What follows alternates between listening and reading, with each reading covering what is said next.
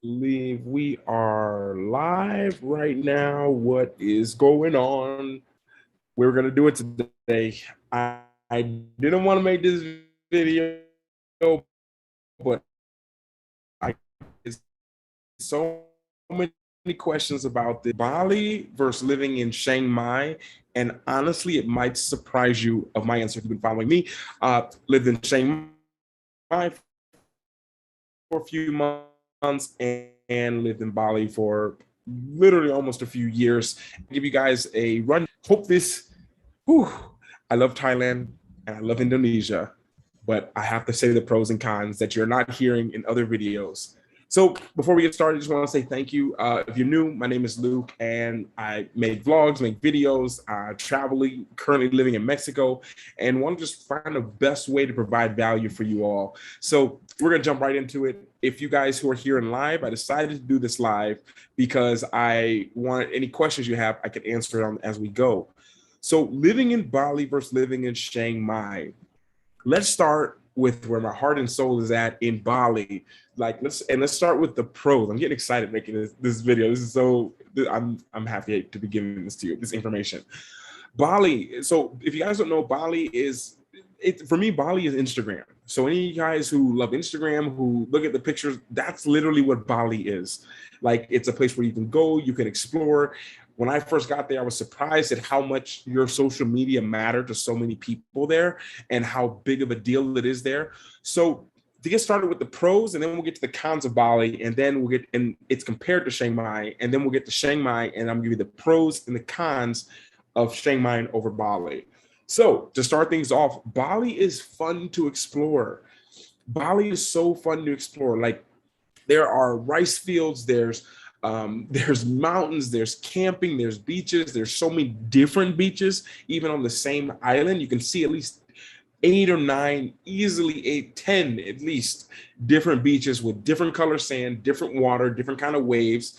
And I think that when it comes to exploring, if you have a heart and a soul that wants to just get out and explore as much as you can, Bali checks those boxes off for me compared to Chiang Mai. Now, I'm not comparing this, I'll say it one more time. I'm comparing this only to Chiang Mai, not the other way around. I mean, not any other places in the world. So for me, with Bali being so fun to explore, it made it easier to always be in this like state of like having fun, and you could just jump on a scooter and go somewhere. It was so much easier, and at the same time, because of the it was such a beautiful scenery, time would go really fast. Very easy to get around, so many shortcuts. You'll usually never ever have any problems getting around Bali.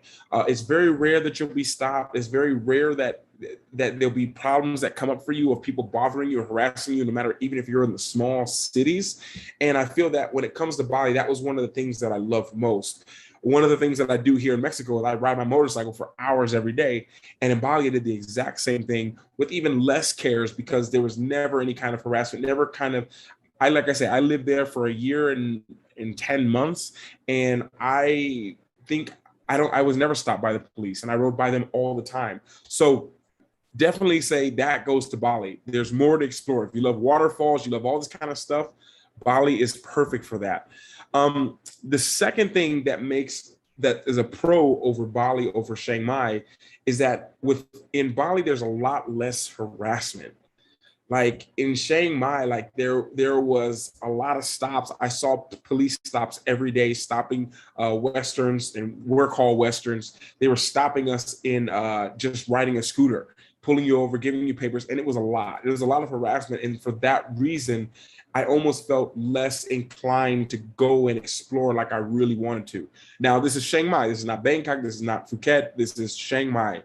And when it comes to that, that was something that really kind of, I would say, bothered me a little bit, but it made me, when you know you can get stopped all the time and it can happen always, it makes you a little bit less on your heels, so to speak. You're a little bit less inclined to go and visit other places. And at the same time, my eyes are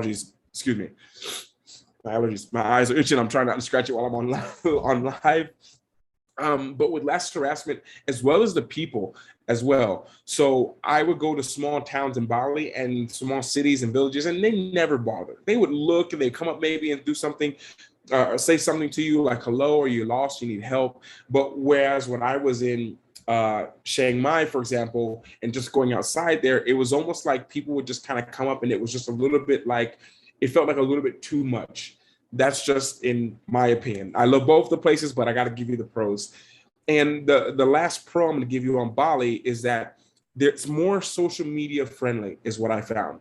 As you guys know, Russell, my best friend, I went there with him, and we went around. And after about 3 weeks there, 2 weeks there, you know, I wasn't meeting so many like YouTubers there, and I wasn't meeting so many people who are big on Instagram and big on social media. And this is one of the reasons that we decided to go to Bali, was because it was more social media friendly. Like I say, it's like the people, the difference was, it was like Bali is like social media, content, where Chiang Mai was more like web design and all that kind of stuff. So it was just a different kind of field. If you're in any kind of content creation space, or in any kind of what's the word? Any kind of just creating content, and you're artistic, anything like this, Bali, you'll meet so many people who are doing this, that for me, it is just like it was just like a breath of fresh air to meet other people who are being creative, and other people who are trying to make a living being creative. You meet a lot of people like this in Bali. And I think that's probably one of the most powerful things being in Bali, was that you're just surrounded by so many other people who are creating, who've made a living from it, who have lots of money from doing it, and can really point you in the right direction. And that's something I missed in Chiang Mai. Now we have to get into the cons. And like I say, this is a really spontaneous video, but I think it's important that people know the pros and cons. The cons of living in Bali versus Chiang Mai was it the crowded. Now, I lived there in 2020 and 2021, so it wasn't even as crowded as it was apparently before. But one of the things that it can really slow you down a lot is how crowded it can get sometimes. And because it gets crowded, you can lose a lot of time, and you're in the heat. And although it's fun, when you really start to get in your zone of creating, and you don't want to lose that momentum, it was just crowded everywhere, and everyone kind of goes to the same places. So that could be a pro as well, because you could find a place where no one's at, but it just gets crazy crowded sometimes. And the second thing that is a con of Bali is the Wi-Fi. Like, oh my goodness, if I could tell you how many times I ran a program, or I was on a call or something important, and the Wi-Fi just cut out. It was like hit or miss with the Wi-Fi. And it's one of the things that you must ask if you're moving there. Ask about the Wi-Fi of the place that you're going to live at, because it was one of the most important things. Sometimes it was down, sometimes it didn't work. People, when you call someone out to come and fix it, they take hours to come, maybe, and I'll be there at 2, and they come at 5 or 6. And that was something that really was a little bit of a con, because if you're working online, of course, it depends how your business is run, but if you're working online doing what I do, for example, at that time, one of the main things that I was doing was uploading videos. And can you guys hear me on live, by the way? I forgot to check that. I'm just looking at my notes. Can you let me know if you can hear me? That would be great. I gotta blow my nose, but it's all good. Show must go on. The show must go on. Allergies or not. And the Wi-Fi was a problem, because I was uploading 2, 3, 4, 5 gigabyte videos, and finding places where I could get it uploaded fast was a struggle. Now, the co-working spaces, those are the exception. They weren't open as much because I was there during 2020, 2021, but that was something that really stood out to me. And the final con of Bali, and I hate to say this, but someone needs to say it, was I found a lot of, I say, like fake entrepreneurs there. When I was in Thailand, I met a lot of serious people who work really seriously. And there's people on both sides who work seriously. There's fake all around.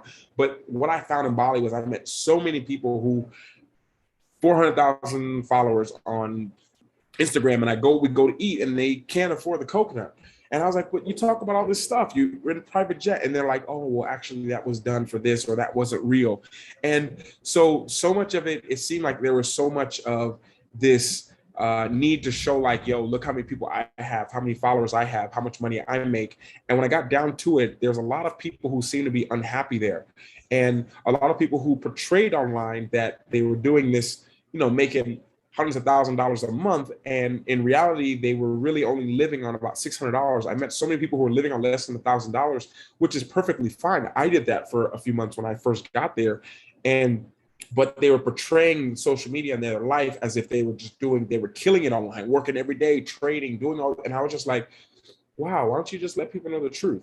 So that was something for me that was difficult, because what I ended up having to do, and what you might have to do, is weed out a lot of people who aren't serious. So I was serious about trying to start a business. I really wanted to make an impact on people. And then I talked to people and then get to it. And I realized, like, wow, these people are struggling just as much as I am. They're just as much as lost as I am.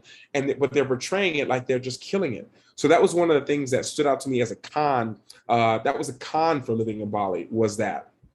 And because of that, I also wrote down the distractions. Bali, one of the biggest cons of Bali is because it can be so distracting. You can get so distracted in everything. You can find yourself living in Canggu and every day going to the same cafe in the morning, then meeting your friends, and then everyone goes to the gym, and then everyone goes to smoothie after the gym or a smoothie bowl. Then everyone goes to the sunset. Everyone has beers after the sunset. Everyone gets a massage after the sunset. And before you know it, you get so distracted doing things. Sadly, rest in peace, Old Man's is closed. But you would get in this habit of just going to the same place and doing the same thing all the time. And it can be very distracting.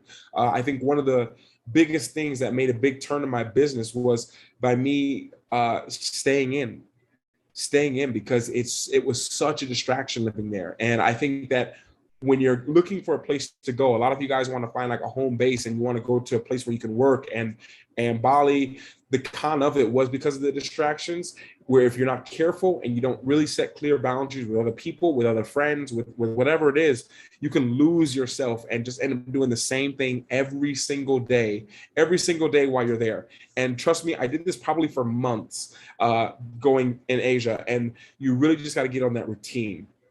So those are the pros and cons of Bali versus Chiang Mai. But now going into Chiang Mai, and if you guys have anything to say, by the way, let me know in the comments if you guys know anything, any pro or cons of Bali. That would really help out the people who are watching this replay. Chiang Mai, one of the things, the pros. Let's start with the pros of living in Chiang Mai. I found Chiang Mai was much easier to work in than Bali.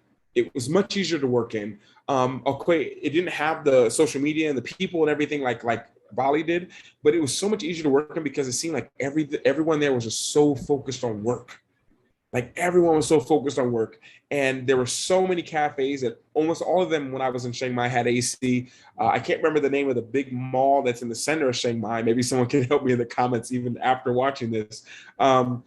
Chesh, Poland, what's up? I see you in the comments. One of the big things that I found was there's so many co-working spaces, because people there are really, really focused in Chiang Mai on, it seemed like, just really work, web designing, all those really things, those for me, they don't seem fun, but they're really the work of just like sitting down and working. And when you're around a lot of people who are all sitting down, all on their computers, all working, it puts you in that space. I got probably the most creative work done living in Chiang Mai, because when I go to cafe, I'm not going to see a friend and we're going to end up talking and joking and laughing, because everyone there was working. And then when they left, it was like an instant change. But when you're working, everyone was just working. That was probably that's the first pro of Chiang Mai over Bali. And I'd say the second the pro of Chiang Mai over Bali was it was more safe. Like Bali wasn't dangerous. I never felt in danger. I don't think ever really in my experience there in a year and 10 months, I believe it was probably like a year and 8 months that I was there in a row. But there's nothing compared to how safe it is and safe it was for me in Chiang Mai. Like I went there with my friend Russell, and he told me what he did. And I talked to Russell all throughout the year before I went to Chiang Mai, came to Thailand to see him. And he told me, like, he's like, Luke, I'm getting a foot massage. And I was like, I thought you were working. He's like, no, I left my stuff at the cafe. I was like, who's watching your stuff? He's like, nobody. I was like, you gotta be kidding me. Like he would leave his stuff, his coffee, his orange juice, his food, everything, and go across the street and get a foot massage for 45 minutes. I kid you not. And when I got there, I was like, I got to see if he really does that. And I watched him. We were in a cafe. He got up and he went across. He's like, I'm going across the street. You want to come? And I was like, bro, what about your stuff? He's like, it's fine. And I watched him leave. He left his stuff. And then sooner, I think probably about a week after I've been there, I started doing it. I wouldn't recommend to do that, but that's how safe for me it felt. Like if you did that in Mexico, where I am now, even if you go to any place, leave your stuff on the table and just go and pay and come back. Good luck. I went to a nice place for lunch yesterday. Go to eat, asked them for my check. They didn't, took them 8-9 minutes. No one came there. So then I was like, okay, it's fine. I'm gonna go up to the front and pay myself. Get up and I leave my motorcycle helmet at the table. And I go in there, pay, took me 2 minutes, came out, my motorcycle helmet's gone. Gone. And I'm in a nice place. I was like, what's cool? And I asked around, nobody knows. And then finally the waitress had taken it because she didn't want anyone else to take it. But that says a lot. In Chiang Mai, you can leave your stuff there. You go get a massage, a foot massage, whatever it is. And you'd have no problems. All your stuff would be there when you got back, guaranteed. And that was pretty cool. In the third pro that I say of Chiang Mai over Bali, the third pro, I'm trying to make it down. I do. Because I wrote this stuff down. I really want to share this because I get so many questions. And I finally want to just send people to this video if you want to compare Bali to Chiang Mai. One of the pros was it was more alive at night in Chiang Mai. More alive at night for families. Now, I'm not saying Bali isn't alive and it's not all great and amazing, but for me, when I was in Chiang Mai and it was like 7, 8, sun is down, you just saw families everywhere. Like in the malls walking around, there's this one outdoor mall. I have it in the vlogs from Chiang Mai.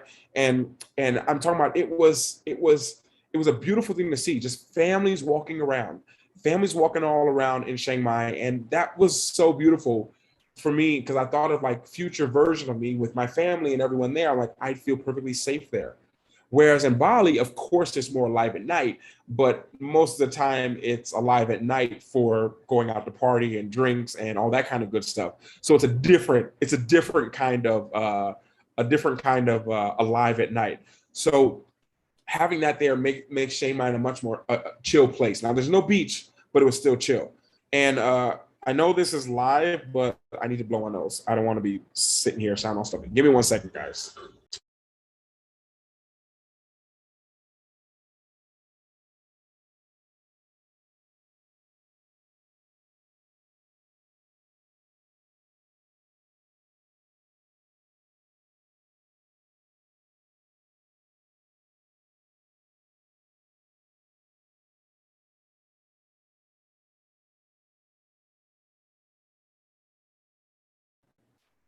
Okay, I'm back. And I remember to turn it off mute. I've run a program before in the past and no one showed up for the live session.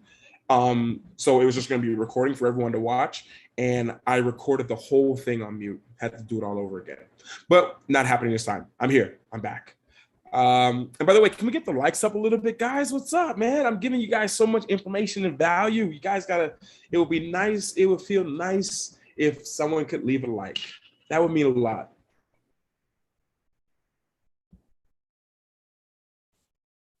And the more alive at night was one of the most beautiful things for me. Knowing that I could go walk around with my family, I'd feel fine if my family from America, my grandmother and all them were there. I'd feel perfectly fine. Like that's how safe I felt and how safe I felt for them.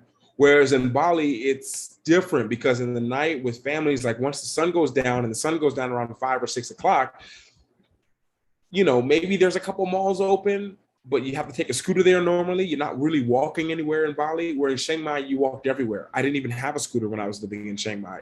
So that was one of the things that stood out to me as a pro. Now the cons. The cons of Chiang Mai are pretty deep for me. One of the cons, and like I say, I want to just give a disclaimer. I love both of the places. I miss mango sticky rice and pineapple. I forgot what it's called. The rice with pineapple, where it's served in the pineapple, and the food of Thailand. For me, Thailand has the best food of any place I've ever been in my life, including Italy, yes, and France, yes, Spain, yes, Costa Rica, yes. And I really miss that. Now the cons are pretty tough because if you're like me and you're really into health and you really like, I'm very aware of my body. I'm very aware when I'm feeling fit, I'm in shape. Like I was at the gym today doing a lot of heavy working, but I go to CrossFit at night and I go to a normal gym in the day. And in the day, you have to wear a mask at that gym. And I could feel my body like, like, like burning out from not getting enough oxygen, maxing out on squats and bench press. I'm really attuned to that. So one of the things that stood out in Chiang Mai was the air quality, the quality of the air in Thailand. And one of the things that's a big con was that a lot of my friends leave January, February, March. They leave that area and they go to the south or they go to the islands because of the burning season. Now in Bali, there's so much more air, which is why I didn't even put that as a pro for Bali. But when you look at Bali, which it's just an island, air just flows right over it. It has beautiful, clean air. And when you're in Chiang Mai, literally sometimes when they're burning, you can't even see the mountains that you could, I think it was the mountains you could see, but you couldn't even see so far when you're at the top of a building and you looked out at the fields and you just see them burning. It gets so much that a lot of the people I know who live there, they have air purifiers. They have air purifiers in their room. So this is a big deal if you're really into working out, going outside. Beware of the air quality. If you don't believe me, just go and there's apps you can check. And on the apps, you can see if you can check the air quality and see for yourself. If you guys look at any of my videos from Bangkok, this was before everything happened in 2020. Me and Russell were wearing masks, not because of what was going on, but we were wearing it because of the air quality was so bad. Like it was like a red alert to wear your mask outside. And for me, since I love going out and I love exploring, I love being outside, being in a place that has not great air quality is a big con and a very slows things down a little bit. And here we go. The second to the last thing, I have these written down. I want to get this done in like 10 minutes for you guys, but I want to do it live. If you have any questions on Bali and Chiang Mai, leave it in the comments and I'll get to it at the end. We're almost done. There was less to explore in Chiang Mai for me. Bangkok, so much to explore. Chiang Mai, I mean, it was nice. There were a few things to explore, but not the kind of way that I like exploring personally. Jumping on a scooter and just going. I told you I was harassed a little bit. You're harassed a little bit more, at least from what I've been told and have seen. So there wasn't as much to explore. And after a few days, I was kind of getting used to everything around. And I was like, I need something new. Where in Bali, you just drive 10 more minutes and you're in a whole nother section. You know, you're in Tanalot and you drive 10 more minutes, you drive to Seminyak. You drive 10 minutes, you're in Kuta. You drive 10 or a little bit more than 10 minutes, but you're in Ubud. You go to Singaraja. You go to Sanur. You go to all these different places. And I think that's something that I was really missing, was having that easy to explore. So when you take that in consideration with the air quality, you can see that it could be a little bit of a challenge for someone who's like me. And now leading to the last con of Chiang Mai was the language barrier. Now I wrote this down and I can't remember how much of a language barrier there was, but I remember there was a lot of places that I went to where I was lost because the words and letters are way different than in Bali. In Bali, once you understand a little bit of, it's written in like letters like A, B, C, D. It's not written in like Cyrillics like in Ukraine, or it's written in its own thing. So for me, it was tough to try to, now I think language is just a language barrier, but when it came to exploring, I found that once you stepped outside of Chiang Mai, there was no English. At least in Bali, when you go to some places, they spoke it. So that was something I wanted to put in there. Not that it bothers me so much, but I know a lot of you are going to want to travel and want to live and want to have a family. And being able to communicate, you know, hey, something's wrong with my daughter, or hey, where do I get these papers done? That was a little bit of a challenge for me. Now I know there's probably someone watching this who said, Luke, you can just go here and here, but I'm speaking from my experience. And in my experience, I found a little bit more of a challenge there compared to Bali. Much more of a challenge there compared to Bali. So that's kind of it, guys. That was it. Short and sweet. Just wanted to give you guys a little comparison of Chiang Mai to Bali because I get so many questions about it, so many Instagram messages about it all the time. So if you have any comments, now's the time to leave a comment. I'm about to read them real quick. Let's see.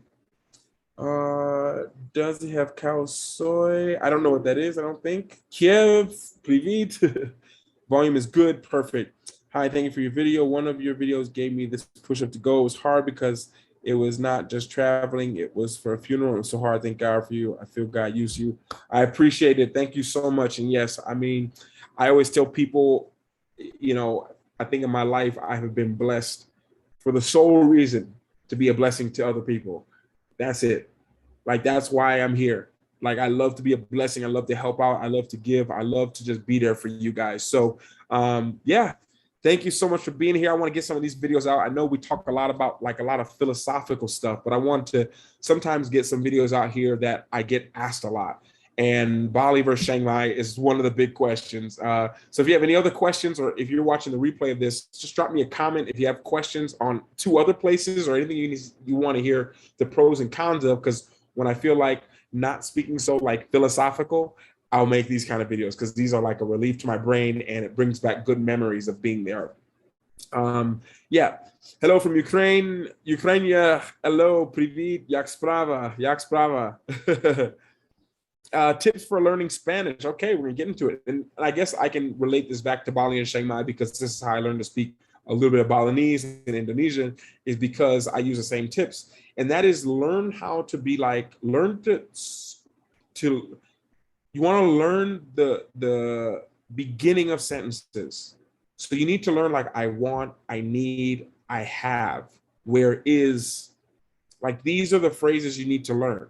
Like, I want, I need, where is, can I have. Like, these words, these phrases. Because once you can learn these phrases, you can start learning words to go with that. And now it'll boost your confidence. Like, if you spend all your time, for example, and this is no offense to anyone, like learning like all the little bitty, I don't know, I mean, I would say grammar, but I don't want to say grammar. But if you take it, try to learn how to spell everything and do this, what happens is you can spend like a few hours before you can even say a sentence. And one of the things that I think is important is to build confidence that you can say a sentence like, hello, my name is, but also say, hey, I want blank. And once you know how to say that, it brings like this feeling like I can go to a place and just be like, quiero pollo, like I want chicken. Very stereotypical, I know. But once you learn how to say those, and I'll make a video on learning languages a little bit later. I already did one probably like 18 videos ago. But once you learn to do it, I want chicken. Where is chicken?